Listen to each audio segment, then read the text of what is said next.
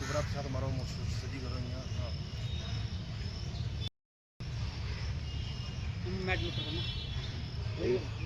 लाना लाना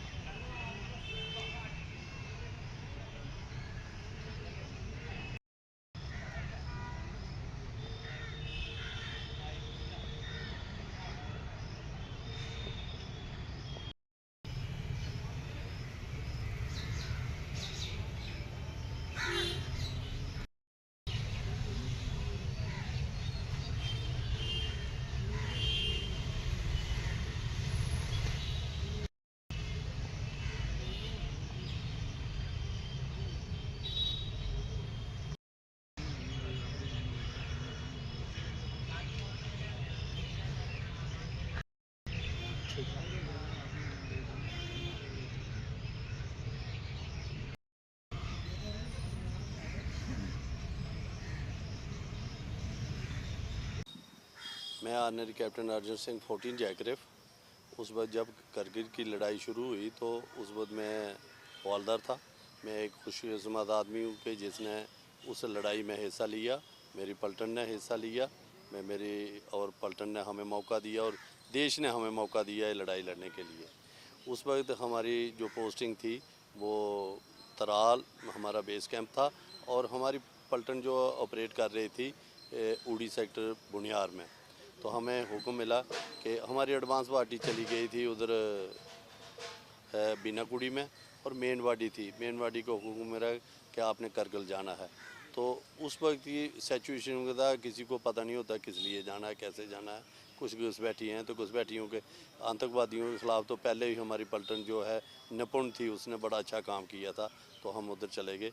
तो जब हम गए तो हमें 4 जाट के अंडर शनि कुंड में रहना पड़ा।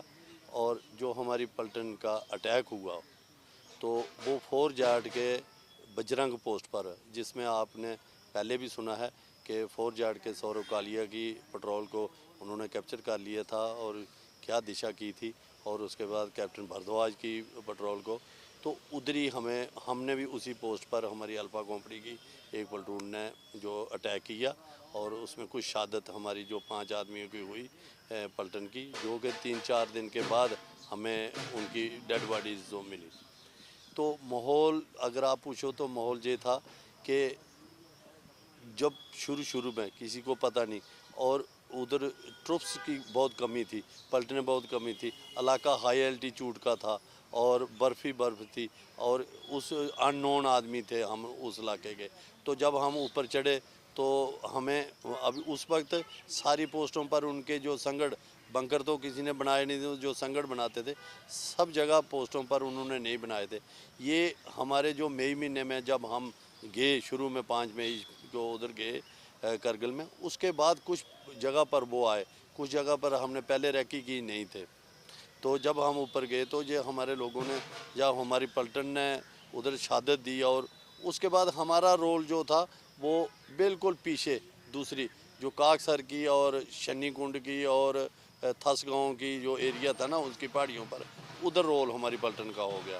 मान के हमें चिट्ठियाँ आती थी, हमें राखियाँ आती थी, हमें और कुछ चीज़ें जो खाने पीने का लिए वो सफिशेंट आता था कि हमारा मोटिवेशन करने के लिए। जैसे कि आज देख रहे हो आप कि हमारे भारत के प्रधानमंत्री और हमारे चीफ आर्मी स्टाफ उस जगह पर बैठे हैं जहां करगिल के मतलब शहीदों की स्मारक बनाया है और ये अपने आप में बहुत बड़ी बात है।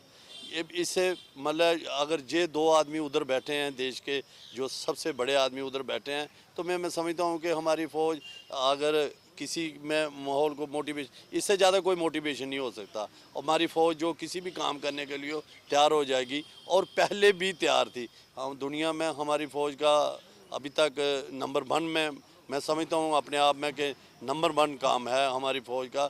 हमारी फ़ौज जो है वो देश के लिए मर मिटने के लिए तैयार रहती है। हमने करीब से जब वो हमारे जा रहे थे, एक तो मैंने उस वक्त देखा, एक तो जब हमने हमारी पलटन के कैप्टन सचिन डसूजा थे, और वो हमारी एक प्लेटून को लीड कर रहे थे। जब वो एक जगह वो उन्होंने एक पोस्ट पर अटैक किया, तो एक उनका नायक था जो जिसकी टांग भी टूटी थी और डेड बॉडी उधर थी, तो वो उधर छोड़कर वो चले गए थे। वो भी तो इतने, हम जब एक अपने बंदे की डेड बॉडी छोड़कर भाग गए, तो उससे आप समझ सकते हो कितने, और उससे हमें मनोबल मिलता था कि यार ये तो भागने वाले हैं। तो जब मैंने उसको देखा, तो हमारी फ़ौज ने बड़े रीति रिवाज से उसकी कब्र खोदी, और मुझे आज भी याद है कि मेरे अपने हाथों से जो उसके डॉक्यूमेंट थे, जहाँ हमारी फ़ौज ने जो डॉक्यूमेंट बनाए, हमने शीशे की जो रम की बोतल होती है ना, उसमें डॉक्यूमेंट उसके साथ दबाए थे। तो उसका मंजर मैंने देखा कि उसकी टांग टूटी थी, उसने पता नहीं लकड़ी बांधी थी, क्या किया था, है ना। तो जो पाकिस्तानी फौजी था, और हमने वो थस गांव से ऊपर जो पहाड़ियाँ हैं ना, उस इलाके में, वो तो कमांडरों का है कि उन्होंने उसकी लोकेशन निकाली है, सब कुछ है, और उधर दबाया था।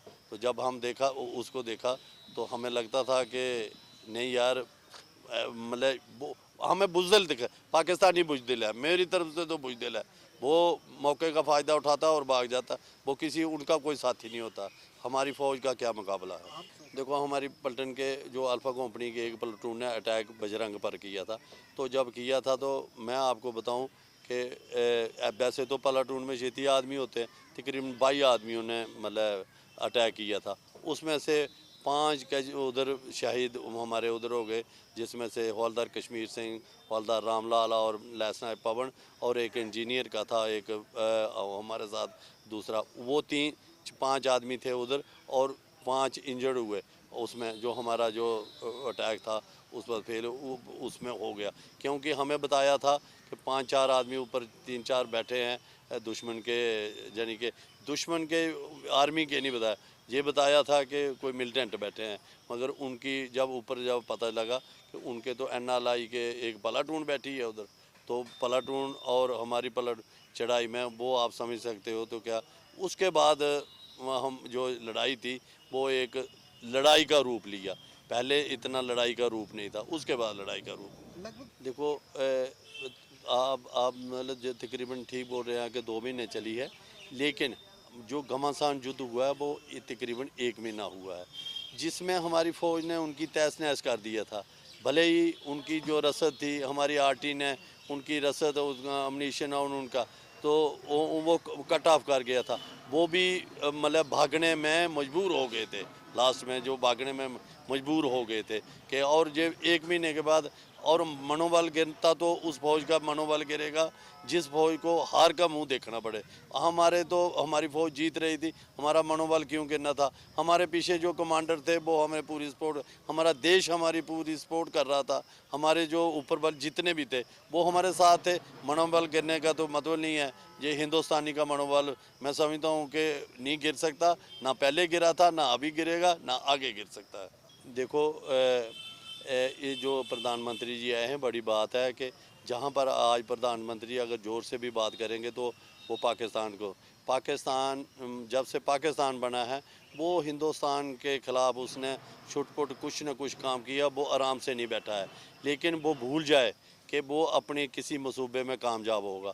अगर छोटी-मोटी बातें जो चल रही हैं, मगर ये हमारे लिए एक चैलेंज ये है कि हमारे इसमें कुछ जो टैलेंट है, वो उसकी वजह से, कुछ टैलेंट की वजह से हमें थोड़ी देरी लग सकती है, लेकिन हमारी फ़ौज इनको छोड़ेगी नहीं, इनका खात्मा करके ही छोड़ेगी। ऐसा नहीं, बात यह है कि मिलिटेंट को मारना, अगर मिलिटेंट किसी घर में बैठा है, तो हम जब मिलिटेंट को मारेंगे तो घर के आदमी भी तबाह होंगे। हमें थोड़ी सी वो चैलेंज है कि हमें उन्हें बचाकर उन्हें बचाकर जब मिलिटेंट को मारना होता उस वक्त हमें थोड़ी सी मतलब हमारे लिए चैलेंज, मनोबल की तो बात ही नहीं है। वो मतलब हमारी फौज का पहले भी ऊपर था और अभी भी ऊपर है और आगे भी रहेगा। और वो भूल जाएं, पाकिस्तानी भूल जाएं कि वो अपने मंसूबों में कामयाब होंगे।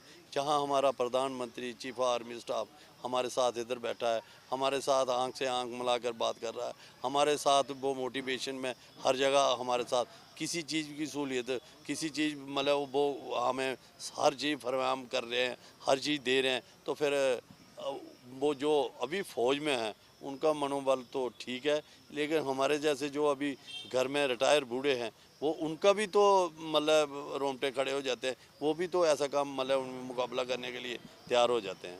देखो जुबा को एक ही है कि सबसे पहले देश है, देशभक्ति उनमें कूट कूट कर भरी भरी जानी चाहिए। देश मतलब देश अगर है तो हम सब हैं, देश है तो प्रदेश है, प्रदेश है तो हम हैं। और हमें किसी गलत काम जो नशे की तरफ जाते हैं, नशे की तरफ जा रहे हैं, उसको छोड़कर वो इस में अपने आप में फिजिकली फिट रहें और फ़ौज में जाने के लिए मतलब जब सबसे पहली प्रायोरिटी फ़ौज में रहे। मैं तो उनको बोलूँगा पहले कितनी इज्जत होती है कि आज मैं रिटायर हूँ और मैं इस महीने में क्या ना करगिल दिवस के महीने में इस महीने में मुझे 10 जगह पर सम्मानित हुआ हूँ। तो मैं अपने आप में मैंने कौन सा इतना अच्छा तीर मारा है कि मैं लड़ाई ही लड़ी है और मुझे इतनी मतलब सम्मान कर रहे हैं दुनिया। तो फिर इससे ज़्यादा मेरा क्या होगा। और फ़ौज में अगर ये लोग भी जाएंगे और कुछ कर दिखाएंगे तो इससे मतलब इनका भी तो कुछ होगा ना, इनको भी सम्मान मिलेगा। तो ये देशभक्ति हर बंदे में कूट कूट कर होनी चाहिए। और युवा इसमें सबसे पहली प्रायोरिटी उनको फ़ौज में जाने की होनी चाहिए।